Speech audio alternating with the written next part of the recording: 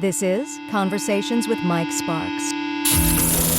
Are you concerned with the state of America, your state, your community? Then you're in the right place. State Representative Mike Sparks. He and guests are here to talk about local politics, history, faith, and freedom.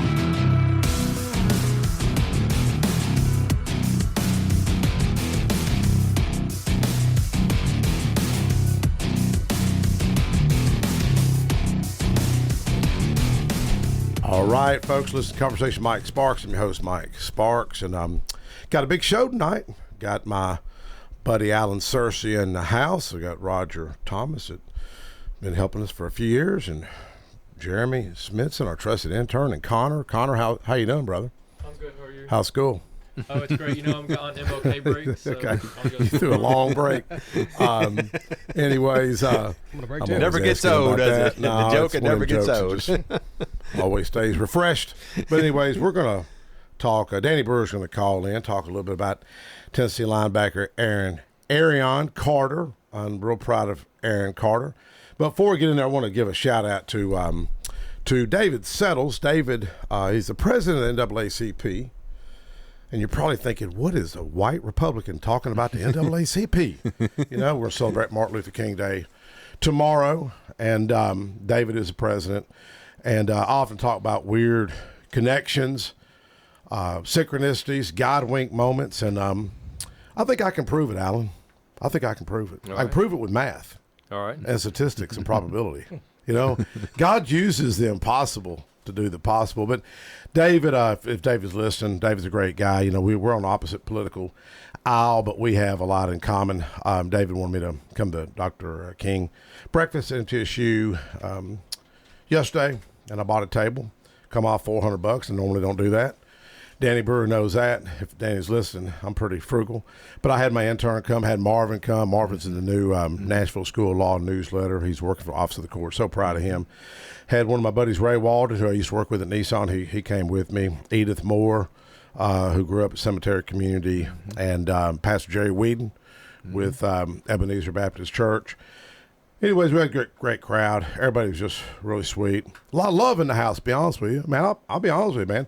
There's a little bit more love at the NAACP than some of the events I go to. I'm just saying. How about the chili cook-off? Was there more love We had a than lot that? more love there. Okay. Well, especially when David showed up and Mayor Esther Reed, her husband Brett. No, we had a lot of love in there. You know, that's a good loving day that day. 250 to 300 people, Oh, man. it was All good. through the Everybody come course thing. together, man. That's what it should be about. Now, Yeah. in the walk I'm in, I see a lot of division, a lot of butt hurt. You know, I coined that term, so if anybody borrows it, they got to give me credit. But anyways, Pastor Vincent Windrow happened to speak as well. But, you know, going back on the God wink moment, you know, one of the issues I'm trying to take on is trying to help school bus drivers and help local education agencies, you know, our local school systems. And people don't realize that we are the most restrictive in the world to drive a school bus. I cannot make up the stuff I see, Alan. You think Tennessee, you know, land of liberty, home of the brave, freedom, yet we're the most restrictive when it comes to driving a school bus. You might think, man, what does that matter? Over something that really, really had nothing. Yeah, it was an accident in Chattanooga. It's something that really had Guy no shouldn't bearing, have been really. driving a school bus at 24-year-old. They had to do something. And Killed I think 6 that's what it kids. was, you know. Yeah. Sad. But anyways, if you don't have lobbyists, you kind of SOL, you know. So anyways, I passed it on my side of the House this year. Thank you to Representative Rudd and Stevens for helping me and others. But the Senate, it fell by one vote. Anyways, what was cool was I knew I got invited last year to the Dr. King breakfast, so I thought, well, you know, let me call David. Now, I got a new phone last year, so I lost the number. So I called David, and I was like, and I just done an interview with Channel 2, the little McGee girl, little blonde, and I just left the Capitol doing an interview about this bill, you know, that we are the more restricted than Russia and Cuba and Iran and California. And so I called David, and I said, hey, man, I wouldn't mind going, you know. And I said, yeah, if you want, why don't you come up on the radio with Brian Barrett and I tomorrow? And this was a Wednesday. You know, we do a little show, been doing it for 20 years. And he said, what time? I said, man, just be there about 10:15 to 11. He goes, oh, that'll be good. That'll give me time to finish my route. And I said, route? What are you talking about, route? He goes, I'm a school bus driver. I said, you do what now? He said, I'm a school bus driver. And I was like, are you serious? And so guess who helped me work this bill? David Settles. God even used the president of NAACP to help me in committee. And and even the mayor, got to give the mayor, Mayor Cherie, credit because she had a little boy reach out to me. Well, young man. Yeah, we had him on. I think you wasn't here that night. Isaiah We had him Heineck. on, You were sick that night. So, And what's wild is Isaiah can drive for MTSU, but he can't drive for the school system. But shout out to those school board members who gave me a vote of affirmation to try to fight this year. But people may think that's an easy bill. Well, it's not that easy when you're undoing the Department of Safety and you're undoing both chairmen of committees. So you got to get it through both chairmen. That's their baby to undo it, which we've done it. We got to do it again. But anyways, but shout out to NAACP, David Settles, Vincent Windrow. We were able to get Vincent that $250,000 grant to restore the old school, and that was another weird coincidence. He's a great speaker, isn't he? Well, he just happened to be the pastor that day. Shondell Brooks brought him up. Shondell mentions me, mentions the school.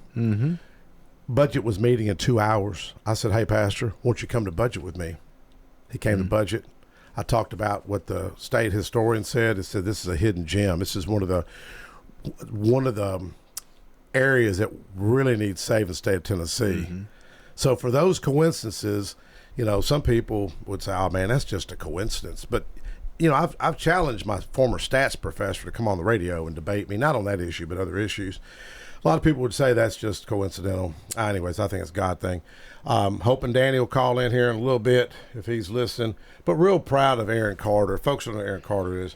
Aaron is UT player number 7, UT linebacker, and Gatorade Player of the Year, I believe, 2022. Is that right, Jeremy? I think so, yeah. Yeah, 2022. I had him up at the Capitol meet with UT president. And you also had him sign some footballs for you. Oh, that you yeah. did to thing. They really, He really signed like 20 of them, man. Yeah, but Fair to that was get so great though, man. That a kid would do that. But he's good. Well, the one thing I'm so proud of this young man, I had heard about him. You hear about people and you think, oh, that's a good guy. You hear that. And then you meet the guy. Man, this young man, let me tell you, you know what his GPA is? Probably twice as high as what mine is. Didn't you say it was like a 3? Well, 3.7? I was messing with Aaron. I think Aaron's listening right now. I talked to him earlier today. He was spending time with his grandmother. Went to church with his grandmother, and it was really sweet. He said, Mr. Mike, he said, I've been reading that Bible you got me. And I was like, man, I told him, I don't even remember giving him a Bible. I must have gave him a Bible, but I thought, that's really cool.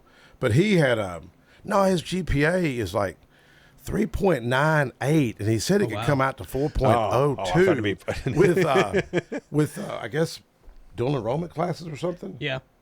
And his bench press is I was kidding him earlier. I was like, yeah, man, I'm really proud of you. Bench press is like, 280, or GPA is 3.4, and he was just real quiet. What was his bench? 400 or something like that? Like 420. Yeah. I think he's weighs about 220. But anyways, real proud of Aaron Carter, and wish him the best of luck in his future endeavors. But got a good article about him if you go to my TennesseeLedger.com. Waiting on Danny Brewer to get me that quote. So if Danny's listening, Danny text me that quote to add to the article. But I was hoping Danny will call in if we ain't got Danny on. Danny called in. We'll just Danny, send me that quote if you listen. Well, the football game going on is right to the end. He probably will call you right after that. It's a minute to go. That's what I was checking. So you'll probably get, if he's going to call, Well, Danny knows this issue better than anybody. But I had a meet with Randy Boyd about 3 years ago in the Speaker of the House Cameron section of the lawmakers, and he's going to be, I believe, an orthopedic surgeon is what he wants to do. And Jeremy, I know you're a big Alabama fan. Sounds like he could end up playing for Alabama. Does that make sense? That's news to me. I've been hearing a lot of other different names in the portal right now. I know we picked up somebody from Oregon, I believe. We picked up a lot of good names. A lot of our big names have gone other places. Somebody's gone to Colorado. I can't remember his name. one running back that I was hoping that would stay. I just saw the post not too long ago, and I forget his name. Well, here's a quote of Aaron Carter's. Here is his quote. Just a simple fact of me being able to go and finish my degree. I only have a couple of credit hours left. Carter wrote, I'll be the first in my family to graduate college. I just want to go and have a full season, a full healthy season. But I'm telling you, man, this young man could, if I could envision him starting a nonprofit and trying to reach a lot of these lost young guys, man, because there's so many young men that we got to reach, so many fatherless. But one reason he's been successful is he's had great parents and great grandparents, and his grandmother Bernice and my mother-in-law are good friends. They used to work together at Nissan. But you know, that guy right there could change. I could see him touching 10,000 young men with his story. Well, yeah, you know. that's kind of like David Price. He did, you know, that little. I think it's called Little Miracles. I think if my brothers are listening, he can shoot me a text over there where the sports com is. Yeah. For the disabled or handicapped kids, and David Price had all that built. Yeah. So I no telling how many that affects. I went to it to watch my brother's little granddaughter. Yeah. Man, it was really cool how they did that. And Well, I think we gave him a shout out on the radio. Remember, we gave him a shout out on the radio. Yeah, that well, we had something before we shift gears and go to Allen. Had a big event of the night that you really. I'm not saying you organized it, but you get people there. Oh yeah. The old chili cook-off. No, the barbecue. No, which barbecue? Rooster Bean Brothers place. I know. What do you think about my son, though? I miss it. Oh, he's a great guy. He really is. You know. Yeah. The his wife seems real sweet. And Yeah. how many kids they have? Well, he's got 3 sons, 28, 24, and He kind of robbed the 15. cradle too. 2? No, you talking about Well, you? No. I think you robbed the cradle. No, wait a minute. Whoa, no, wait a minute. No, he always tries to trap me on these things. Oh, Hey. my wife's a little younger than I am. Yeah, well, yeah. How much? Oh, yeah, but okay. She was 15. Okay. I was Anyway, 19. We started dating. we want to clear that up. Yeah. Statute limitations. Now, my Oh, I son is know. like You know what- 10 or 11 years older than his wife, Yeah. but see, he met her when she was in her 20s, okay? Yeah. And like I said, they've been married, I guess, 10 years now. And it's like I make this joke. My daughter-in-law, it's the joke, it doesn't get old. Now, my grandsons went to Ezell Harding. That's where I went. Did you? Yeah. Okay, Summer, my daughter-in-law went to Ezell Harding. Goes through the 12th grade, correct? Mm-hmm. I told my son, I said, now, when you were picking your boys up, did you realize your wife was probably sitting in line waiting Classroom. to ride one of those girls, and that was going to be your wife one day? So. That's wild. Yep. Yeah, we Yep. had the guy, it was Lighthouse we had on here, the master, I forgot his name, but Ezell. Yeah, I heard it.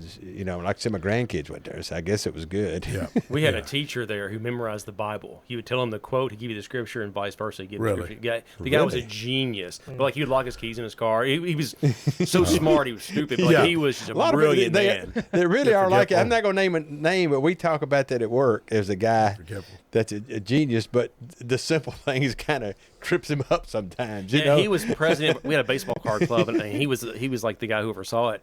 So one day I picked up a random card. It was Andre Dawson. I said, "Mr. Cotham, how many home runs did Dawson have in 1980?" He told me. The guy was just a genius. Yeah. Yeah. Yeah. Well, why don't we do this, Connor? Maybe Daniel will call in, and let's take a quick break, and we'll be right back. We're going to talk about some hidden tunnels under Murfreesboro Square, under Nashville, and wherever else under we can find out. I'm Hume Fogg. It's a parking Yep. lot now. I worked on the 10th floor, Genesco, right behind Hume Fogg. Yeah, interesting stuff. Let's take a quick break. We'll be right back.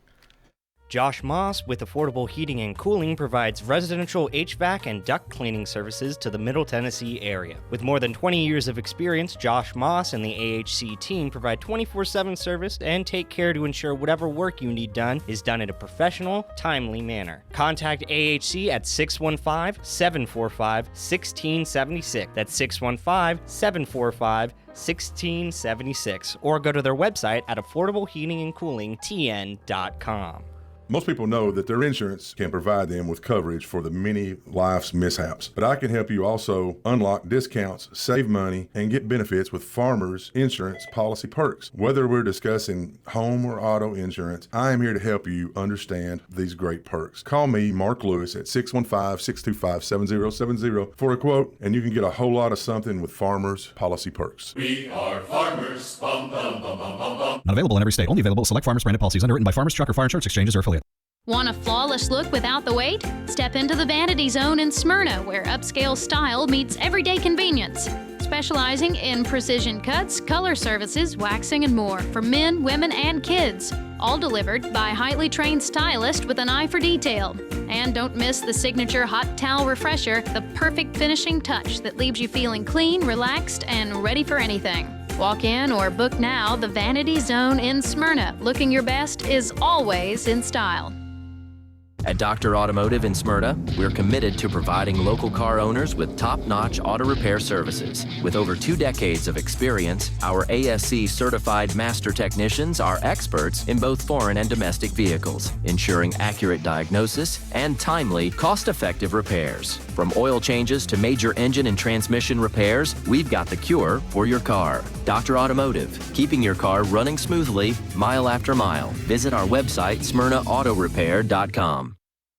Hey, Middle Tennessee, it's Mark from the Safe House. Can I have your attention, please? I have an important announcement. Our president has a backbone. Thank you, President Trump. We sleep better knowing our country is protected. And speaking of protection, criminals laugh when you purchase a fake safe from a big box store. There's no better time than now than to visit the Safe House and see what a real safe looks like. Rebates now through the end of July on select brands. Our brands include Liberty, Fort Knox, and Browning. Drop by one of our locations or go to NashvilleSafeHouse.com. And remember, we don't just sell safes, we sell peace of mind.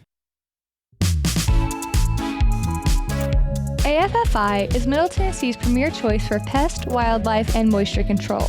They specialize in those difficult and unique cases. You can reach them by phone at 615-300-2395. That's 615-300-2395. Or stop in at 200 Glenrose Lane in Smyrna.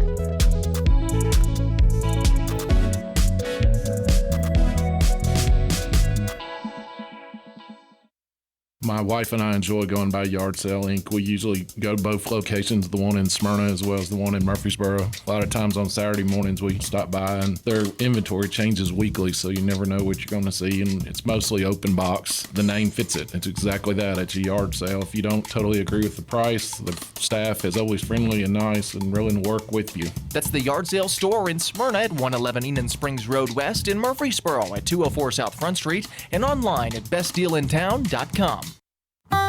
Hi, this is Allie Dowenhauer with Isaiah 117 House. Isaiah 117 House provides physical and emotional support for children awaiting foster care placement here in Rutherford County. We are changing the way foster care begins, and those kiddos are brought to our house to hang out and wait for a foster family, and they're given everything they need. We support foster children, DCS, and foster families here in Rutherford County. Visit us at www.isaiah117house.com or visit our Facebook page, Isaiah 117 House, Rutherford County. Hey, I'm Floyd, and I'm inviting you to join me at CR. That's Celebrate Recovery. We meet at Family Worship Center, 3045 Memorial Boulevard on Sunday at 6 p.m. We're a 12-step Christ-centered program that offers help for all the hurts, habits, and hang-ups that's causing you pain. The program works if you work it, and I'm proof. For other CR groups, go to CelebrateRecovery.com and click on the group finder. Hope to see you soon.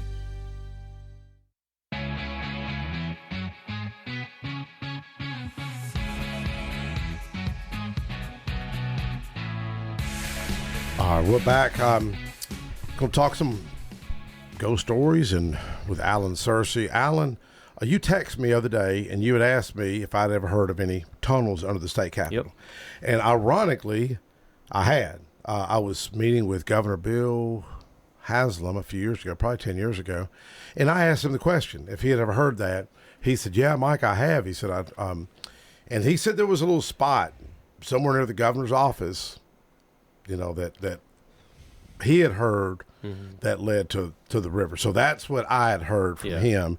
And then I know there's some news articles out there. So what have you kind of learned in your research? Well, I mean, researching all these books, I know for a fact there were tunnels under Murfreesboro, Gallatin, Franklin, Springfield, all the big towns surrounding Nashville had them. When I researched the Murfreesboro book, what I found was all the entrances were old banks. It's like in 1880, you walk out on the city square with a bag of money, somebody's going to shoot you and take it. But if you go underground and move it, no one's going to bother you. Okay. I talked to a guy in Franklin. He told me his grandfather was a deputy, and the tunnels in Franklin, they would move cattle under the courthouse to the auction there on the square. I had a historian in Springfield tell me it was used to move booze. And Gallatin's kind of said the same way, where, you know, the banks. So I think it's cattle banks. I mean, as a kid, I always heard soldiers, slaves, but I think it's a way you move money safely. Yeah. And also Nashville, Hume Fogg High School, it's documented there are tunnel entrances in the basement of Hume Fogg. I sent Mike a picture the other day, a friend sent me. There's a tunnel entrance where when the Maxwell House Hotel burned down and they raised it, there's this great big hole with bricks all around it. It's a tunnel entrance going underground. So there are tunnels in Nashville. I wonder where that one would run to. Any idea on that one? I think they just linked the buildings underground. I mean, I don't know.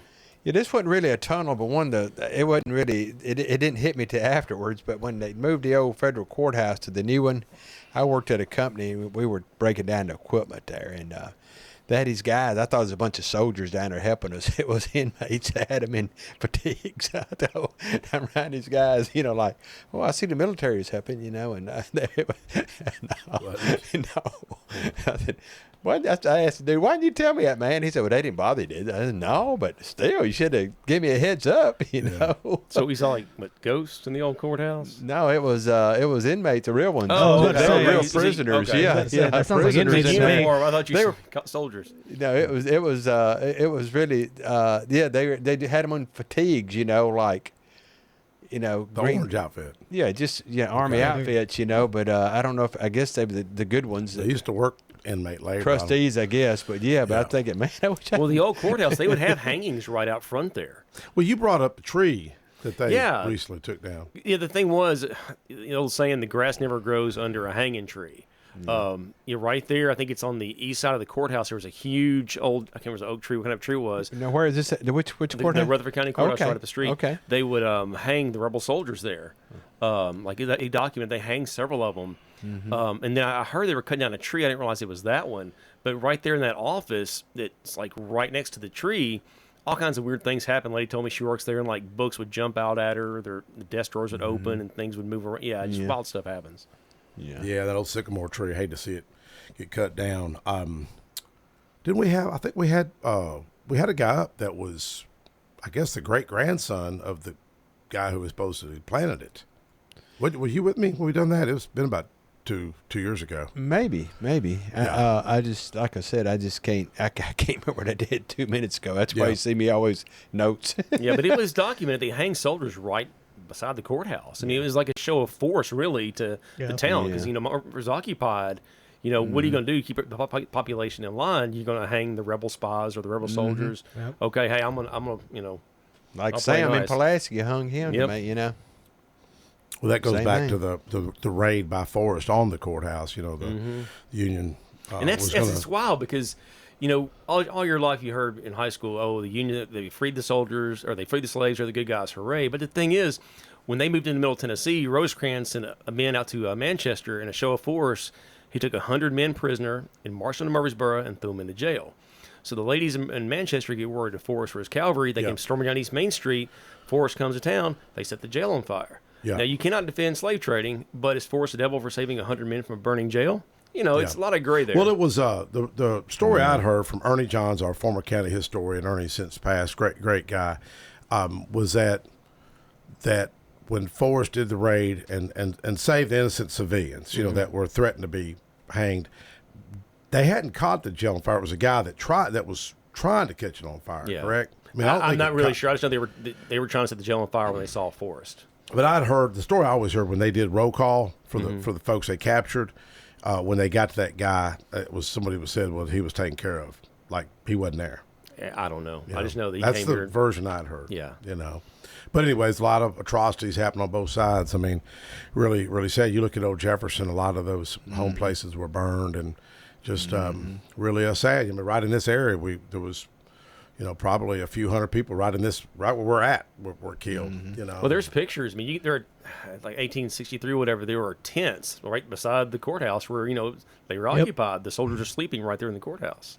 Yeah. And like when they rolled in, like I know at the Lowe's House in Franklin, they'll tell you when the Union rolled into town, took all your cattle, they slaughtered and fed all the troops. They would tear down your fences, some of your houses for the fortification. So like war is hell. They just they do what they had to do. Yeah, I know. I know when Pettis did the reenactment, did a great job of Charles Jones. I mean Charles Davis. He talked about some of the atrocities that happened on both sides, and really sad period for our country. But he did a great job, didn't he? Yeah, he really does. That's what I knew he would. You got to see it, and I had seen him do it at Oakland's. I saw him do it there, and he did it several other places. Pettis is a trustee there at Sam Davis Home. But anyway, there's another little story that's really kind of cool that the young guy he tells this story. He's 18. I'm glad to see somebody into history. It's our director's son. And he's one of our tour guys now, does it a couple days a week. Well, he's got a story about the guy that actually pulled when Sam got hung. He's the one that did it, and he didn't want to do it. Oh. And he tried to get out of it. It was going to give like a month's wages or something just to get out of it, and they made him do it. And later on in life, the brother Oscar that went and retrieved the body with the overseer John Kennedy, he was 16 at the time. Well, later on in life, he went to visit Oscar there in Smyrna at Sam Davis Home.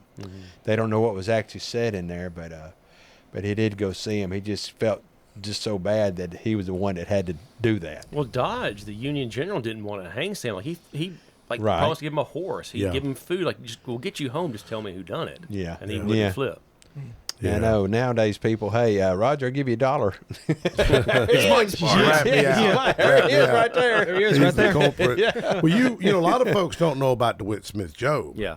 Tell us that story. Yeah, I was telling Roger, I wrote a script, and it's funny. It's called the Rebel Avenger, and the story is, Sam was hanged. DeWitt Job, there are 3 cousins in the first. I think they're in Tennessee Infantry. So Sam, he's hanged in Pulaski. He's caught with papers. DeWitt Job is caught with papers, and the Tri-Unit Arrington, they cut out his tongue and drug him behind a horse. So the rebel folklore, I'm not sure what's what, but D. Smith, their cousin, he went on this 16-mile rampage from Tri-Unit to Murfreesboro, killing every Union soldier he saw. And there's some accounts he killed 60, some he killed 15. No one really knows, but the legend is he got to Murfreesboro, and then he got sick, and he was captured. So in my screenplay / future book, he takes a swing on Rosecrans, and that's when they get him. But it's a crazy story. Man, it was ironic because that you're talking about this. I had Mr. John Bridges, who wrote the book 3 Cousins from Mechanicsville, and he's the one. My understanding, him and maybe John Moore, who's the nephew to DeWitt Smith Job. Am I right? I'm not positive, but he used to be, I think, something there at Sam Davis Home years I think it was ago. Trustee. I seen John the other day. Yeah, and also he's also a Mason over at the lodge. And John's a great guy. He's 92 now, but he's seen where I wrote that. Speaking of tunnels, this is kind of coincidental that we're talking about this. He's seen where I wrote that letter to Elon Musk and the Boring Company about we need a tunnel in Murfreesboro and Smyrna. Man, this traffic is just getting crazy And I know it sounds nuts to even write that, but then again, they've talked about, could this be done to Knoxville? We need it here before Knoxville. I think if I put a survey out there, I think everybody in Ruff County would agree. But John's seen the letter with WGNS press release. He said, hey, man, I like the way you think. Come by and see me. He's a former engineer. And he had just carved a little Cyber truck. I thought that was a model when you were showing that. It looked really good. He carved this thing. I know, it looked really He's good. He's a former engineer. Working you need to parts, go meet with too. him. Yeah, I told Jerome Dempsey he needs to meet with him because that Studebaker Club, he's got some Studebakers. I mean, he's got a big car collection, old military Jeep.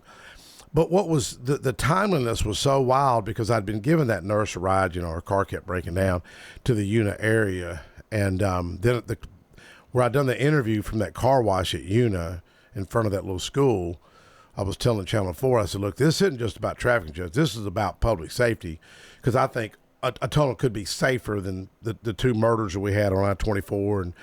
And what was weird, 4 or 5 days later, the nurse texted me. She said, hey, a cop got beat up. A female cop got beat up at the same car wash I was at. And somebody thought that was a car wash this morning. I seen that thing. I said, no. People don't read the post. You got to read the post. I know. They just say, oh, that's that one over there. I go, what? I know. Anyways, but he had designed this little cyber handicap truck before I even wrote this letter. So he calls me, and I know him, but not real good. I've seen him at history events. And he was like, Mike, they need something that's handicap accessible. You can carry more passengers. And he literally hand-carved, he's a former engineer. He worked for Aladdin, helping design the coffee mugs on ended up being one of their, I guess, CEOs but it was the coolest thing. And man, he said, man, I want to help you. I want to help you on your campaign. I was like, God bless you, man. You need to meet him. Three comes from Mechanicsville, and Felicia and I drove through that area because I was looking for the marker about DeWitt Smith Job and the Arrington. I didn't see it. I didn't see the marker, but I know it's over on highway. Is it 31? Triune? I can't remember. Yeah, it's going towards Franklin. Yeah. Yeah, I never could find it, but extraordinary story. Well, I know you know this story about Hennessy, the one-man army. Have you seen that one? The guy that it's kind of the same way. Yeah, he's picking them off, and they never did get him. This guy that owns the rifle, Judge McFarland, is it? Yeah. And what happened? Kind of the same thing. The Union troops came in there and I think killed a couple of his kids, so he took revenge. And it shows all these notches on the barrel, and it's got four notches. It's got four notches on the end. That's the ones that actually killed his sons.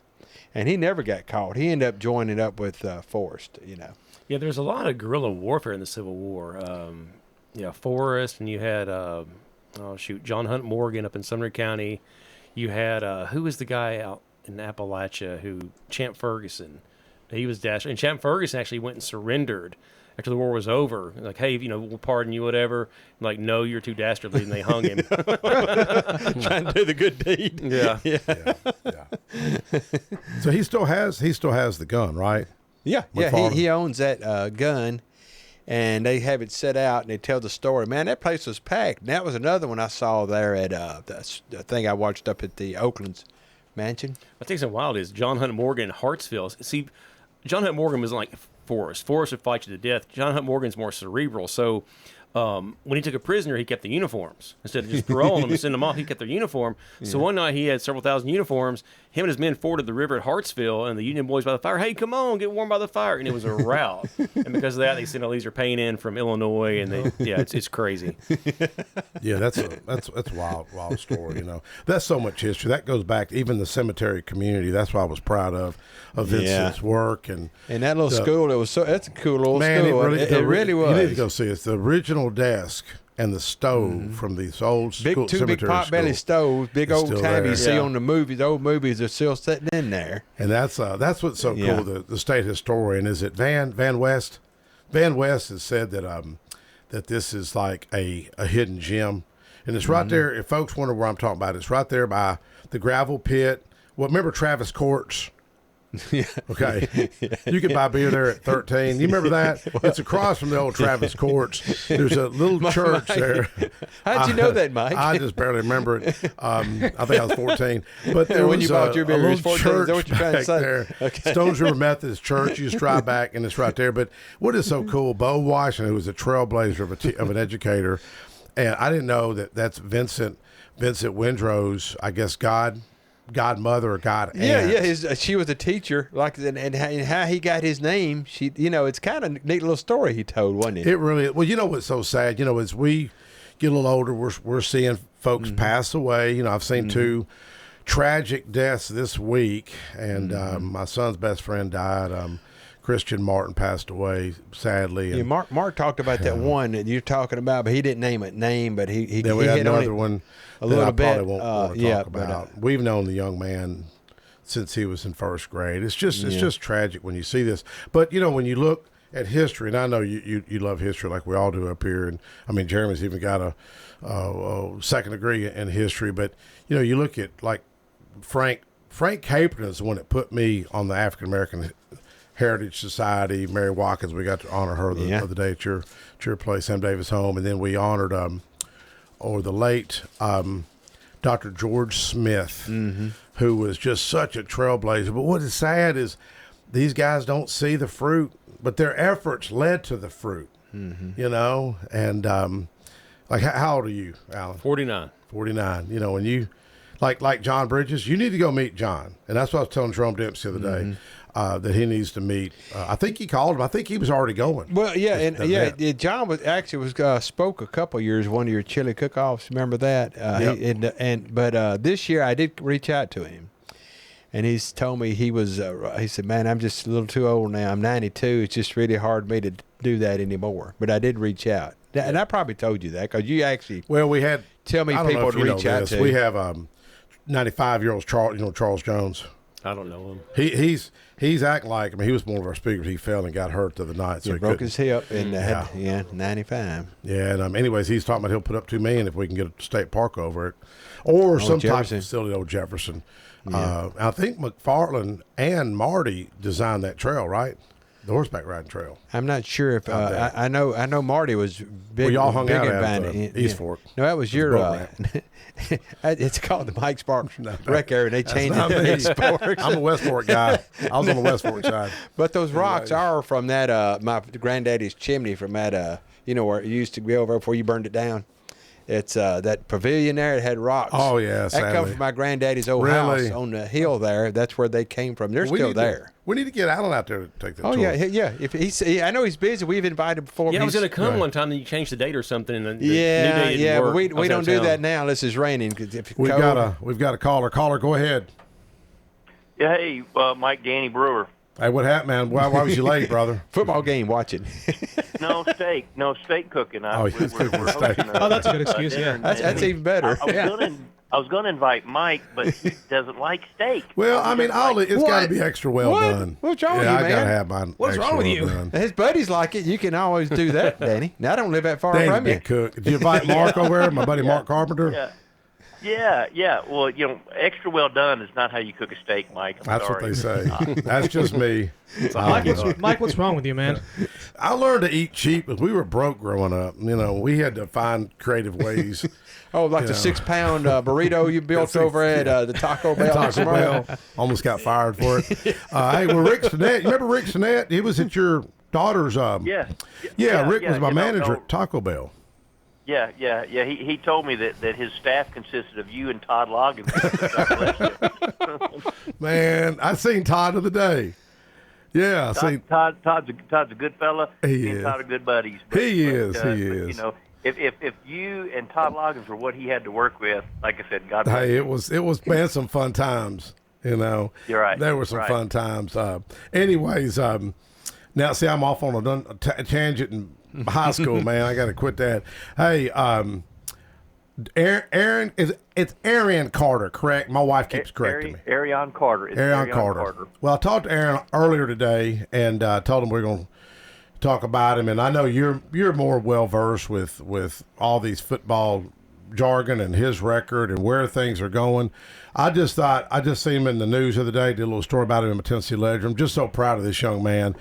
And this kid, I was hearing good things about him from you and others. And then when I met him in person, Randy Boyd, the UT president, Cameron Sexton, Speaker of the House, man, these guys were just awestruck in how polite and professional this young man is, and just what a great guy. So I know you had a good conversation with him, yesterday? Yes, I did, yes. Quality young man, very proud. Smyrna is very proud of him because of who he is and what he's accomplished to this point in his life.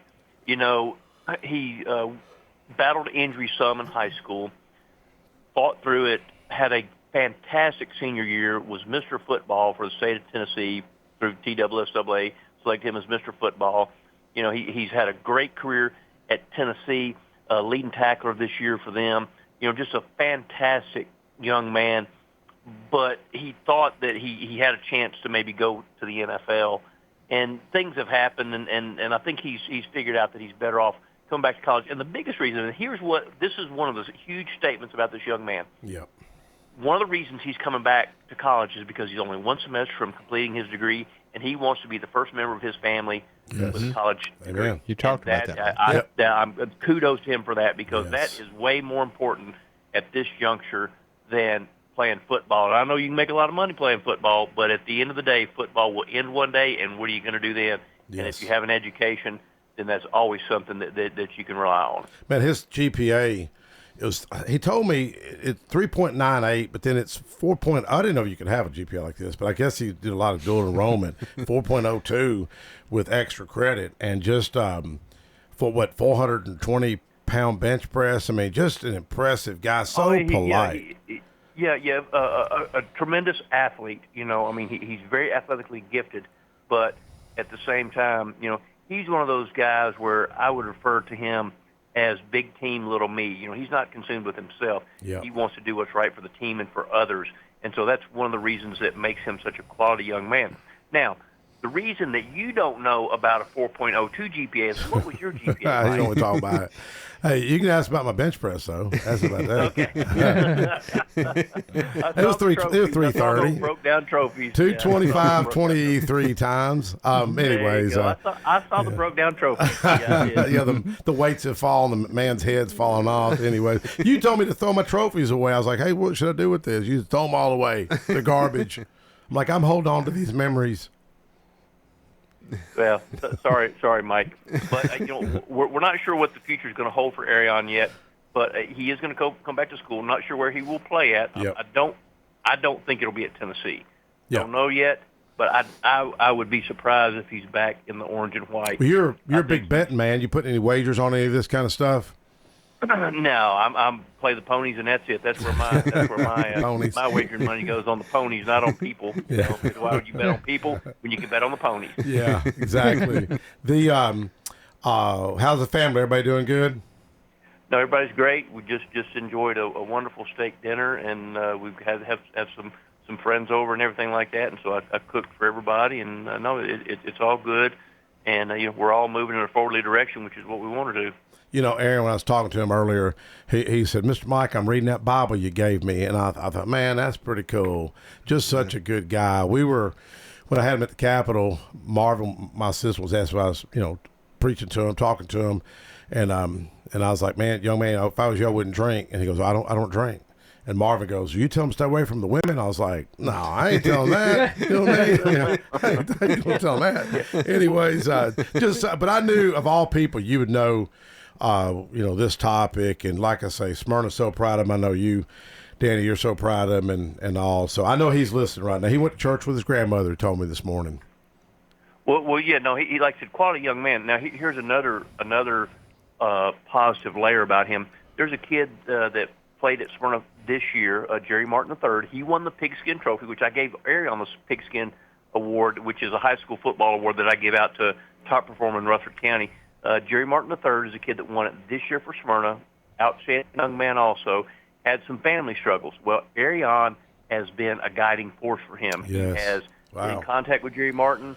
He's helped him because Jerry is an early enrollee at Murray State now. He's got a football scholarship to play at Murray State, and he's an early enrollee. So last Sunday, he went to Murray State. He graduated from high school already, and Arion has played a role in making this stuff happen for Jerry Martin III because Jerry was there, I think, as a freshman when Arion was there at Smyrna High. So they know each other, and he has been a mentor for Jerry Martin III. So he is continuing to invest in Bulldogs because he's a Bulldog. And so that's just another positive layer of him. A really quality young man. I can't say enough good things about him. And we obviously wish him the best in all of his future endeavors because he's a guy that deserves it. Yes. So, Danny, when can folks catch you? Saturday mornings at what time? So Saturday mornings I help host a coaches radio show, the high school coaches radio show during the fall. It's football. This time of year it's basketball, so you can catch me there. You can also, I have a website, horseracingScoop.com. Starting in February, on Friday mornings during drive time, you can catch my handicapping spot on WGNS Radio, where we will offer 2 minutes of pony picks on Friday mornings during drive time. All right. So you can catch me there. And then also, I am a contributor for Forbes, so you can go to Forbes.com, put my name in, Danny Brewer, and you'll see all kinds of stories. I'll have a story out about a horse called Disco Time. I think they named him for you. All right. They saw your dance moves, Mike. Disco Time is from the Pegasus. Yeah, he's an old, Village People guy over there. He likes it. Yeah. Anyways, thank you, Danny, and tell your loving wife we said hello, okay? I appreciate your time, guys. Take care, brother. Danny. We'll say bye. Yeah, so proud of Aaron. Marty did shoot me a text, and he's listening, and he did the whole thing with the Trail of Tears. With the trail. He did it all. Yeah. Marty did everything. Well, spoke, but he also helped create the trail. Yeah. He right helped here. create the trail that Ben Hard McFarland and them did it coming through East Fork to Old Jefferson. Let me see what exactly he said. I designed a trail and cleared it. Yep. A lot of history there. Alan, what's you did a book about. You've got reference to Sam Davis, correct? Yes, sir. Well, it's a screenplay. It's going to be a book eventually. I told you, someone in L.A. told me you can't do this because a Confederate soldier cannot be the hero or the protagonist. So I'm kind of sitting on it, but I told you I sent the script to Austin to the film festival, and it placed in the second round, which is bananas. I've got a friend of mine, Al Anderson, who's worked on some type of a screenplay or something for DeWitt Smith Job as well. Don't know where he's at with it, but he's came to several of our history events. Yeah, and like I said, the next time, and like I said, I've reached out to you before, I think, to be one of our speakers. Yeah. So next year, but like I said, I know you're busy. I think we got 40. I do a lot of traveling, man. Yeah, and I think it's usually I'd like the thing. to come if I can swing it. Yeah. Oh, I would love to have you. Like I said, it's just we try to change it up every year a little bit, different ones, and I got plenty to talk. I got the Sam Houston, the new Andrew Jackson book drops in May, and I got the Rebel Avenger I'm sitting on until I'm ready to be canceled to publish that one. Well, you got to be careful. They will try to cancel you. They tore down the DeWitt Smith Job home recently. I didn't know that. Yeah, that was a shame. And somebody the guy at Walden Farms was wanting the logs, and they gave him 2 weeks. He couldn't pull it off to get it, buy the logs. So they went on and just, Well, I think John Moore's son has some of them. Okay. So, John Moore. I know Walden. I know Walden was trying to get over at Walden Farm was trying to. I'd read that somewhere. Was trying to get a lot of them. Well, what was so cool with John Bridges, and John is just such a great guy. And like I said, a lot of these folks are passing away, and I picked him up and brought him to the Historical Society, and John Moore happened to be there. Well, here's a 93-year-old John Moore who just lost his wife this year, and here's John Bridges. They were schoolmates. They're like, dude, we were in the 3rd and 4th grade together, and it was so cool to see them talking. It was like two, schoolboys back, and they were just cutting up. And here they are, 92 and 93. Got a nice picture of them, but John is just such a great guy. He was at Patsy Brown's event, Alan, we need to get you out there and I'd love to tell some of these stories. Swing it. And bring some of your books, and maybe we, our director may get back, stick them in our, we sell books there and stuff. Okay, yeah. So what do you, I think did Jeremy share the story, the ghost story at Sam Davis with you? He shared that last time. He told me about something on a golf course. I think last time I was here. Yeah. The whole. I actually sent Mike a picture about 2 weeks ago. That was another foggy morning, and I texted him. I texted him the picture, and I was like, "There's no ghost here. Ghost this morning, Mike." Ghost. Can't you picture Jeremy now when in that fog out there riding around? I've never seen anything. I've never seen a ghost. Have you? I lived in a haunted house behind Traveler's Rest over in Creve Hall, Nashville, and I saw a lot of weird things. I saw something in Rosemont, a historic house in Gallatin. I was walking through the cut-through to the back side of the house, and I saw a man looking out the window of this reception hall. I did a double take, and he was gone. My daughter-in-law, she saw the daughter-in-law of the night. She saw somebody. At Sam Davis' home. She's at nighttime up there with my son. She saw somebody up in the window. She said, "Hey, you think I'm crazy?" She goes, "They had a light, and we had alarms on at night. Yeah. We don't." She said, "There's somebody in the window with a light." The story I've always heard. I've known two folks that helped take care of that place. Jamie Hicks, Tony Hicks' wife. I think she was the director or something years ago. And then Tammy Moss. And I'd always hear that they'd make the bed and you come back and the bed is. I did that story. That's one of the stories I looked up. It is like You've seen these old beds where you see where the person slept. Yeah, you can smooth it out. The next day it's sunk back in. Somebody sat in it. Yeah, that's one of the stories. Now, John Moore, I'd read some of his stories. He said he didn't believe in that. He's the one that said people was out there and they had these little things, recorders. They heard a woman's voice, and I've heard a woman's voice twice call my name out, and somebody else in the other crew heard my name called out, and I heard it plain today. And the latest one I've heard in the museum was a guy, and I said, hold on, I'll be right with you. And I thought it was our guy that worked there. And I said, hey, man, what'd you need? He go, what are you talking about? He's in there. And Well, a buddy of mine told me he went to Sam Davis home 10 or 12 years ago. Could have been even longer with Channel 2. He was a ghost hunter, and he had the equipment. And they did like a little investigation. They had some stuff. And then Sam Davis home said, no, we don't want you to air this. Yeah, that's probably true. It is probably true. Yeah. I They don't want people to something like that to come out and all around just to. Well, it's like the Belmont Mansion in Nashville. The guy telling me there, it's like, look, lots of things happen, but there's 2,000 kids next door in this dorm. I don't want them coming over on a Friday night bored out of their mind looking for something to do, trying to catch a ghost. Yeah, we do have a guy that lives on the property there. So if anybody comes on, he does. He came out there on Tony.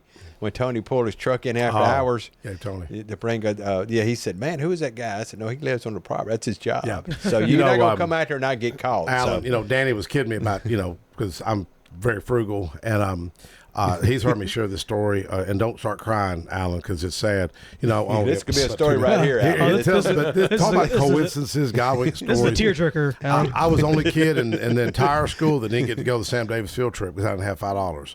But I knew my mother struggled. We was raising 5 of us, and I just knew she struggled, so I didn't want to bother my mother. So they let me sit there all day long, and I was in the 4th grade. Back then, there wasn't a door. It was a wide open, like 10-foot open. So they'd see me, and the teacher like, what are you doing here? I'm like, well, I don't have $5. Go to the field trip. Students like, I don't have $5. So this teacher, Emily Mitchell, reached out to me a few years ago, and she said, hey, I think I was arguing with some school board people or something. And she said, I know you used to go to this school. She said, come on to school. And I was like, yes, ma'am. And, and she said, I bet your name's carved desk. It was really kind of cute. So I went up there, David Jury, and what was weird is first I talked to this black custodian. I said, hey, man, where you went to school, went to Holloway, where you go to church? We're locked out. Their church literally was locked out by the city of Laverne. True story. For 18 months. I can't make this stuff up. We got them back in their church. Sadly, it took a while. Giles Creek helped build the church, by the way, white church out in Mechanicsville area, that little area.